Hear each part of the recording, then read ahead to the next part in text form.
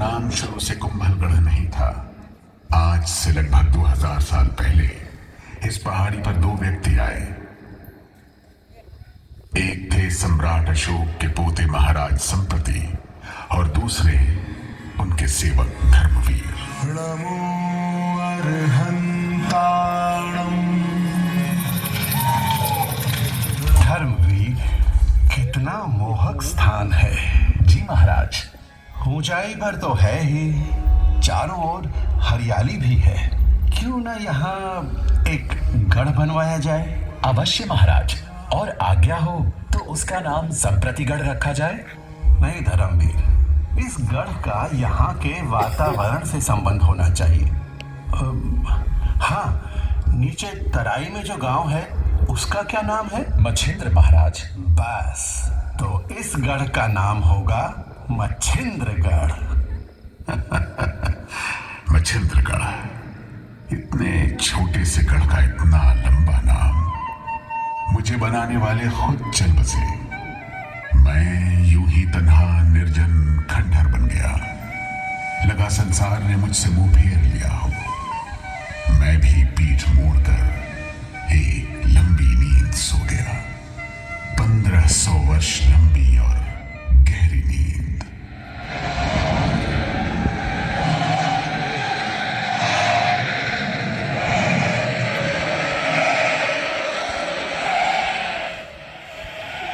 और उस नींद में मैं एक ही सपना बार बार देखता रहा कि मैं एक बहुत बड़ा, ऊंचा और शक्तिशाली गढ़ बन गया हूं।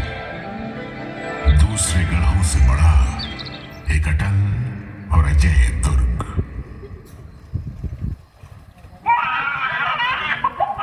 ये किसकी आवाज है?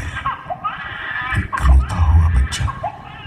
अरे, मैं तो गढ़ था, बाल वाटिका कब से बन गया। मंगल थाल सजाओ रे सहेलियां, मंगल थाल सजाओ रे सहेलियां, गावा हरक बधाई महाराज, गावा हरक बधाई महाराज। तो एक राजकुमार का जन्म हुआ है यहाँ। थाल सजाओ रे सहेलियां, लेकिन यहाँ क्यों? किसी महल में क्यों नहीं?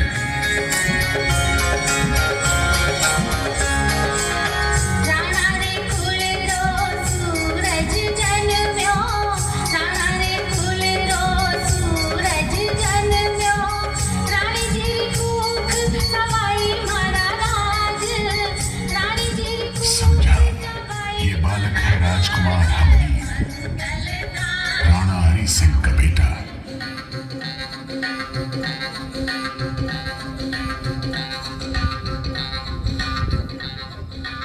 रानी माँ, बाहर चारिणी आई है। कहती है कुंवर का भविष्य बताएगी। चारिणी, आने दो उसे।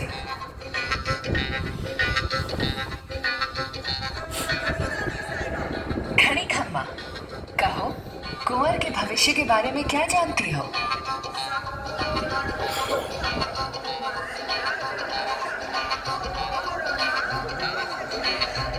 सो तो है, हमीर बड़ा होकर योद्धा बनेगा।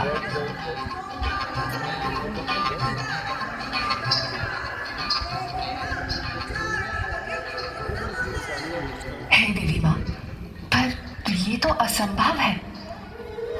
असंभव संभव बन गया। हमीर के बड़े होते होते मेवाड़ के शत्रु भी बढ़ते गए।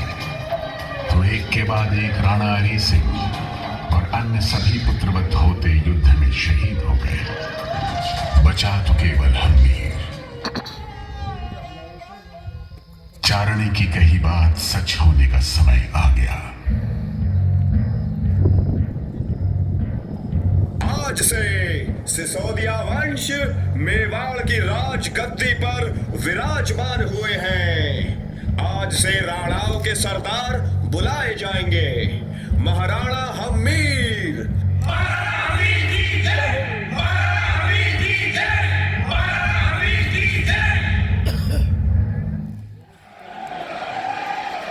समय बीतता गया।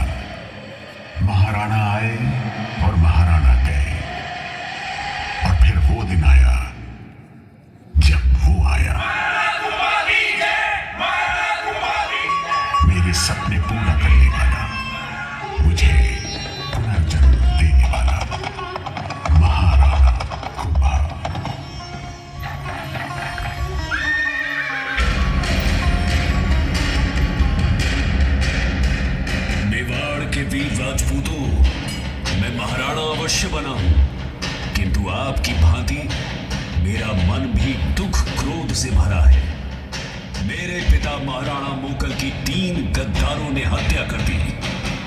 चाट्या, मापा और वीरा को मैं देशद्रोही घोषित करता हूं तथा प्रण करता हूं कि जब तक उन्हें ढूंढकर मृत्यु दंड नहीं देता, मैं एक पल भी शांत नहीं बैठूंगा। जाओ, हर दिशा में उनका पता लगाओ। क्रोधित कुंभा उन 3 भेड़ियों का पीछा करते करते पायकोथला पहाड़ी पर चल रहे थे कि एक खूंखार शेरनी उनके सामने आ गई। कुंभा अपना खंजर निकालकर उस पर टूट पड़े। पलक झपकते ही वो शेरनी जमीन पर वहीं ढेर हो गई। बेचारी शेरनी अगर कुंभा के क्रोध को जानती तो गुफा से ही न निकलती।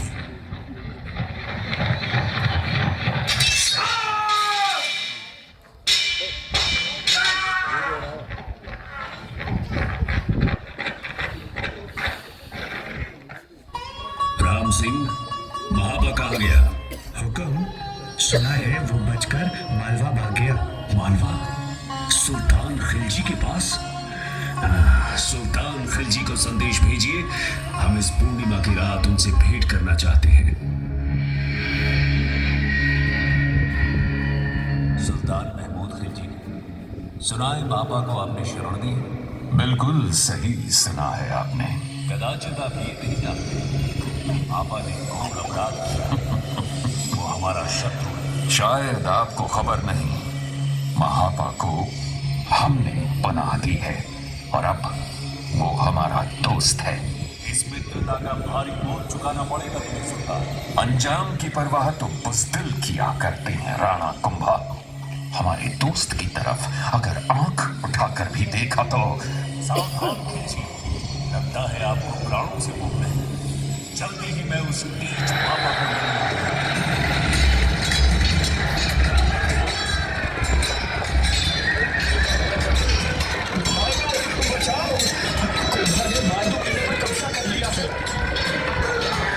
मेरे आका, हम चारों तरफ से घिर चुके हैं।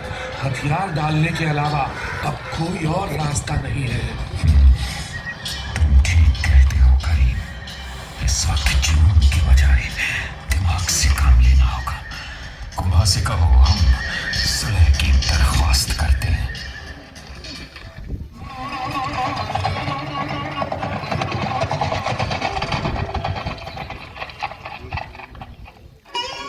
सुल्तान खिलजी, मैं इस बार आपको क्षमा करता हूं और जीते हुए क्षेत्र वापस करता हूं। बड़ी मेहरबानी हुजूर, मैं आपका शुक्रगुजार हूँ। किंतु याद रखिए, ऐसी भूल फिर कभी ना। मेरी तौबा मेरे हुजूर, मेरी तौबा। बेअदबी माफ मेरे आका। ऐसी जिल्लत, और वो भी एक दुश्मन के हाथों। कुंभा को बहुत गुरूर हो गया है। खाक मिला दूंगा उसका यूं, नेस्तनाबूद कर दूंगा मेवाड़ की सरजमी को। हाँ, मैं तेरी मौत बनकर आ रहा हूं। लेकिन महाराणा कुंभा ने भी कच्ची गोलियां नहीं खेली थी। उन्हें शक था कि खिलजी बाज आने वाला नहीं है। जब खिलजी ने फिर आक्रमण किया तो कुंभा भी पूरी तरह तैयार थे और दुश्मन ने मुंह की खाई।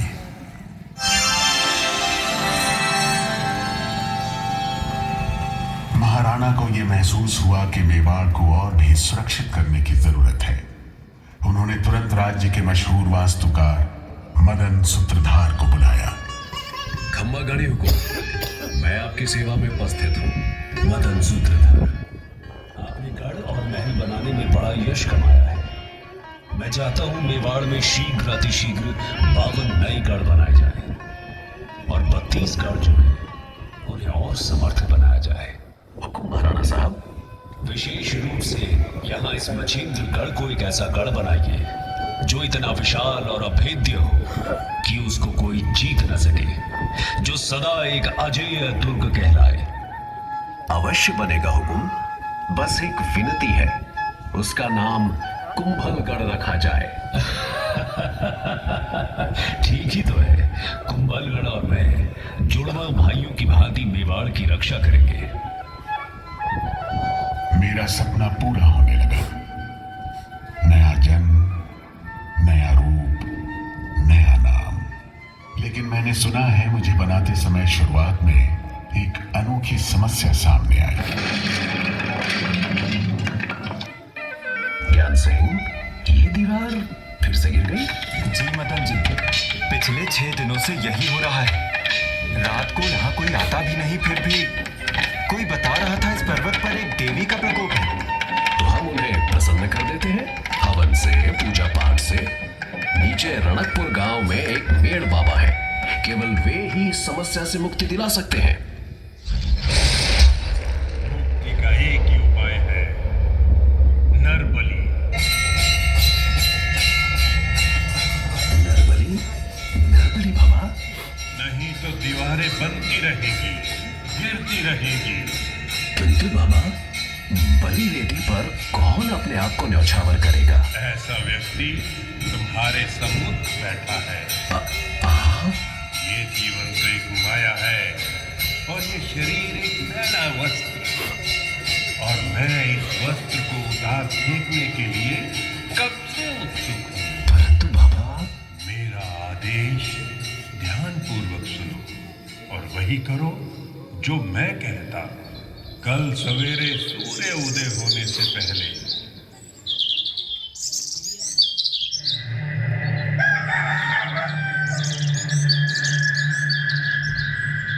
मैं पहाड़ी चढ़ूंगा।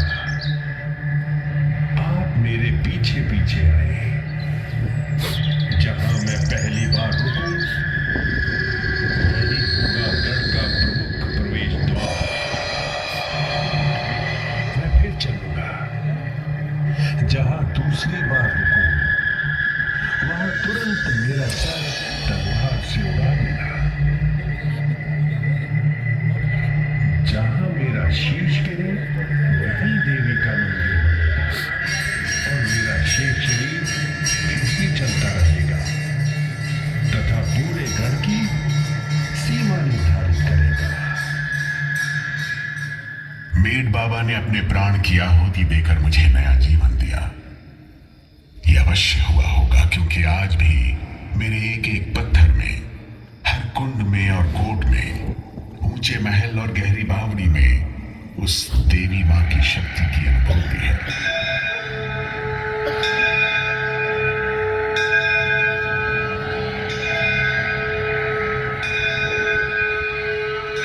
मेरी 25 मील लंबी दीवार इतनी बड़ी और विशाल है कि इस पर 8 अश्व एक साथ दौड़ सकते हैं। आज यह विश्व की दूसरी सबसे बड़ी दीवार के रूप में विख्यात है। मैं मेवाड़ और मारवाड़ के द्वार पर स्थित हूं। महाराणा कुंभा ने एक विशेष वेदी व नीलकंठ महादेव मंदिर का निर्माण करवाया। ये मंदिर सर्वतोभद्र शैली का मंदिर है, जिसमें चारों दिशाओं से प्रवेश किया जा सकता है। इसमें 6 फीट ऊंचे कसौटी पत्थर से निर्मित शिवलिंग की स्थापना की। इसके बाद एक बहुत बड़ा यज्ञ किया, ताकि केवल यही देवी नहीं, मेवाड़ के सभी देवी देवता प्रसन्न हो और उनका आशीर्वाद प्राप्त हो। शांति शांति। मैं कुंभलगढ़ हूं, अभेद्य और अजय।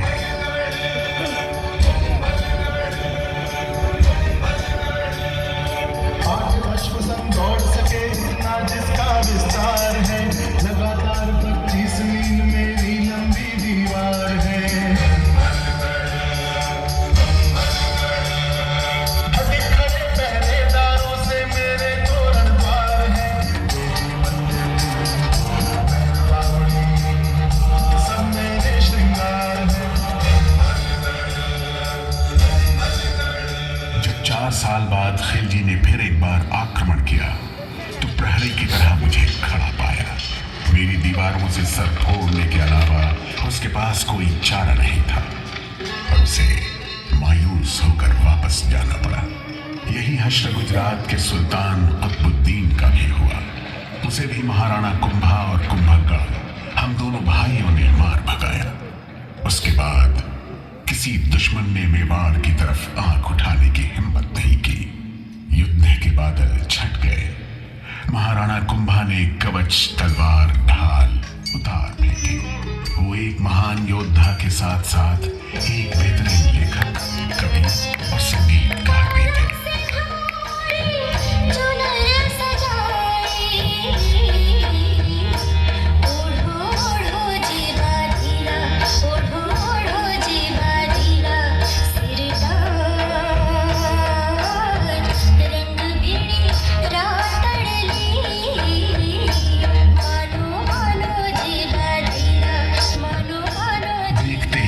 चारों ओर रास रंग की लहरियां छा गई और पूरा मेवाड़ कुंभा की धुनों पर थिरकने लगा।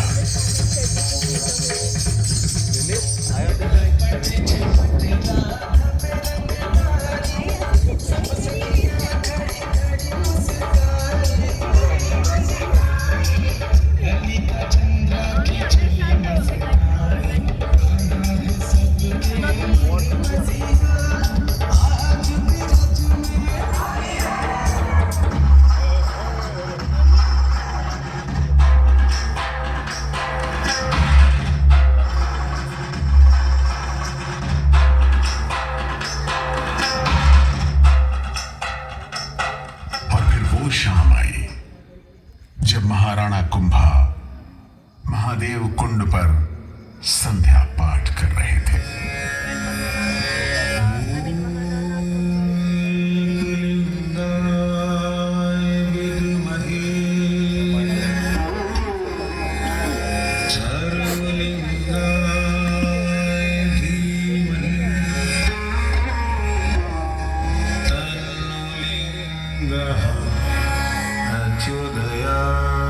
चरणों में ठोक दूं पिताजी। चिरंजीव रहो। उदा, तू यहाँ? तेरा तो ये घुड़सवारी का समय है। घोड़े की पीठ पर बहुत बैठ लिया पिताजी। अब तो मुझे राजगद्दी पर बैठना है। अवश्य बैठना, लेकिन अभी तो मैं हूँ। यही तो रोना है कि आप हैं, और यदि आप हैं तो मैं नहीं हूँ।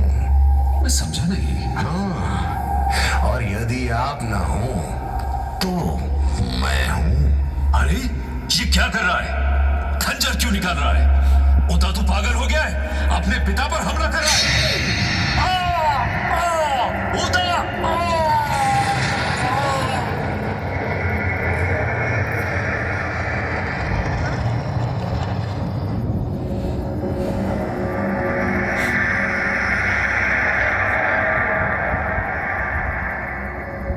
मेवाड़ के निवासियों, कितने दुख की बात है कि अब हमारे बीच महाराणा कुंभा नहीं रहे, किंतु अब आपके सामने नए महाराणा हैं। महाराणा उदा।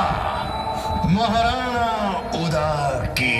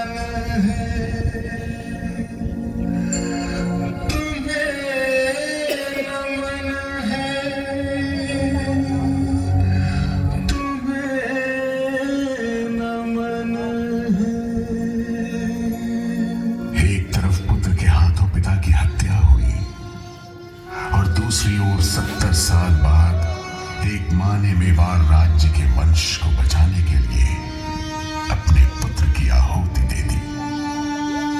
उस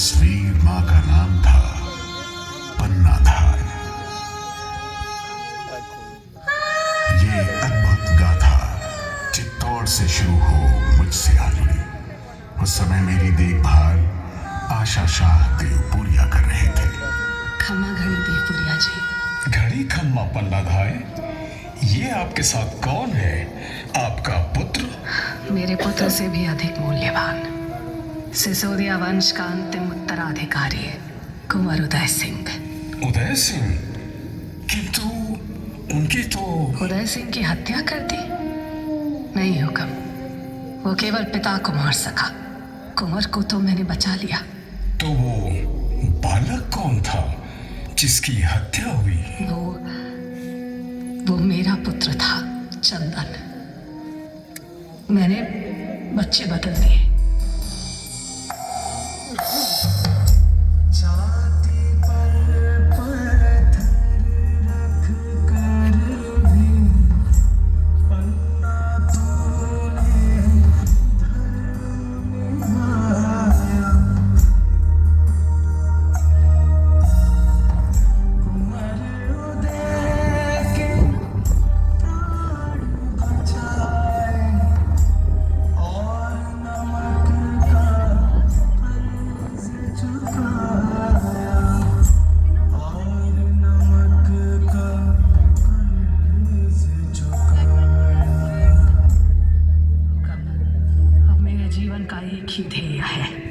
बड़ा होकर वीर उदय अपना अधिकार बनवीर से वापस ले।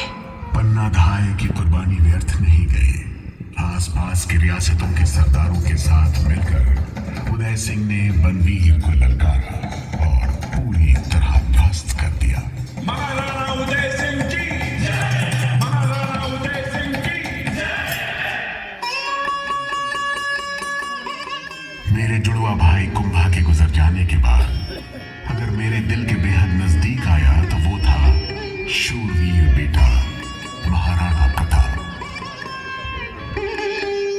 मैं वाकई खुशकिस्मत हूं। पराक्रमी महाराणा प्रताप ने मेरे आंगन में जन्म लिया। ये वर्ष था 1540। सिसोदिया वंश गौरव और मान से युक्त ये घोषणा करते हैं कि महाराणा उदय सिंह और महारानी जयवंताबाई को पुत्र रत्न की प्राप्ति हुई है। बालक का नाम प्रताप रखा गया है।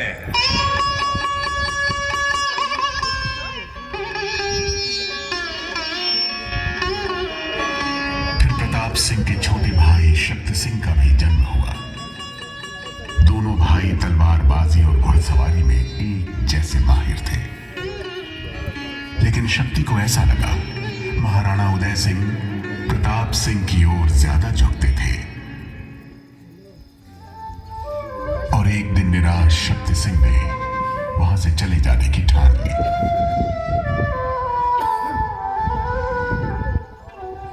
शक्ति, मैं तुम्हें यूं निराश होकर नहीं जाने दूंगा। प्रताप दादा भाई, अब मैं यहां नहीं रह सकता। ऐसा क्यों कह रहे हो शक्ति? बरसों से सहता आया हूं पिताजी का पक्षपात, अब और सह नहीं जाता। ये तुम्हारा भ्रम है। तुम मेरे भाई हो।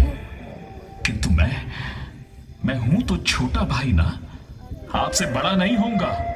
ऐसी बात है तुम्हारे मन में तो तुम महाराणा बन जाओ। मुझे महाराणा बनने में कोई रुचि नहीं है शक्ति। मेरे जीवन का उद्देश्य मेवाड़ की रक्षा करना है, चाहे राजा के रूप में या फिर एक सेवक की भांति।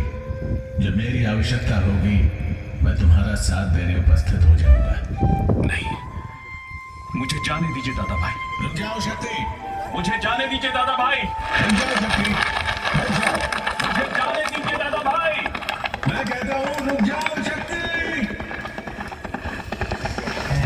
फिर मुगल सल्तनत की फौज ने मेवाड़ की ओर कूच किया और अकबर ने चित्तौड़ पर कब्जा कर लिया और महाराणा उदय सिंह अपने बसाए शहर उदयपुर आ पहुंचे।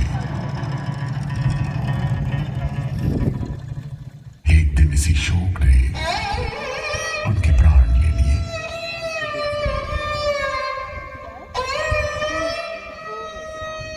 महाराणा प्रताप ने गद्दी संभालते ही अकबर को ललकारा।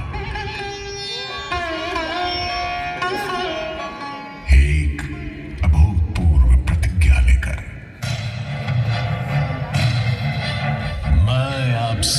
सामने ये प्रतिज्ञा करता हूं कि जब तक मैं अपनी मातृभूमि मेवाड़ को मुक्त नहीं करा लेता, तब तक न तो महलों में रहूंगा, न ही मखमल की शैया पर सोऊंगा, न ही सोने चांदी या किसी धातु के पात्र में खाऊंगा।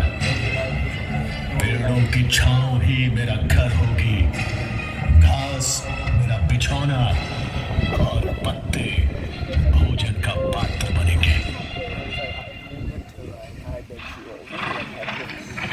मुगलों के बिछाए मखमली गलीचे महाराणा प्रताप ने इस रफ्तार से लपेटने शुरू किए कि अकबर को चौंका दिया। महाराणा प्रताप के बढ़ते गौरव और पराक्रम ने दिल्ली की मुगलिया सल्तनत को हिला कर रख दिया। महाराणा प्रताप को रोकने के लिए एक बड़ी मुगल सेना ने उदयपुर की ओर कूच किया और फिर मुगल सेना और मेवाड़ के वीर सपूतों के बीच खमनौर के पास ऐतिहासिक हल्दी घाटी का युद्ध हुआ। मेवाड़ के रणबांकुरों की छोटी सेना ने विशाल मुगल सेना को अपने छापामार युद्ध कौशल से आश्चर्यचकित कर दिया। बीच युद्ध में महाराणा प्रताप जब घायल हुए तो स्वामी भक्त चेतक ने प्रताप को बचाने के लिए अपने प्राण की आहुति दी। राणा प्रताप के चेतक पर मुगलों की सेना घिर गई। तब शक्ति सिंह का स्वर संभालिए प्रताप मेरे भाई, प्रताप भाई सावधान, पीछे शत्रु है।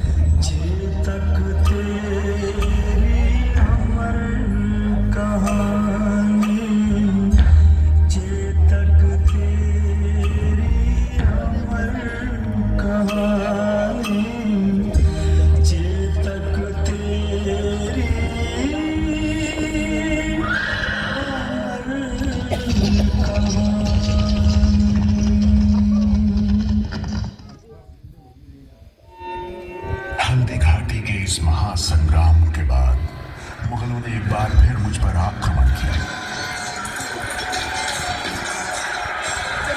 शाहबाज खान मार्च 1578 ईस्वी में बड़ी तादाद में सेना लेकर आया और मुझे चारों तरफ से घेर लिया। मेरे तीसरे दरवाजे के पीछे गोला बारूद रख दिया।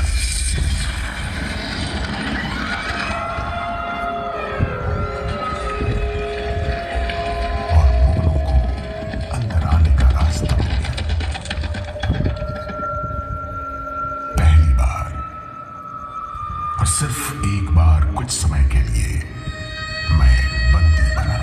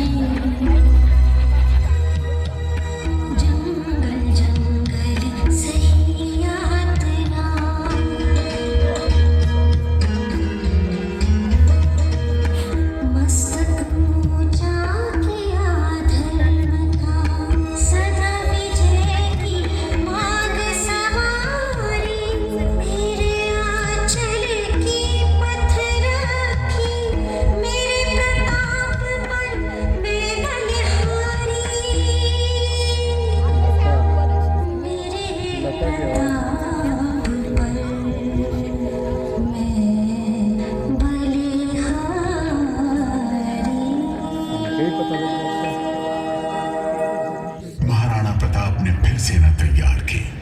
एक नए जोश और बहादुरी से मेवाड़ के दुश्मनों पर टूट पड़े।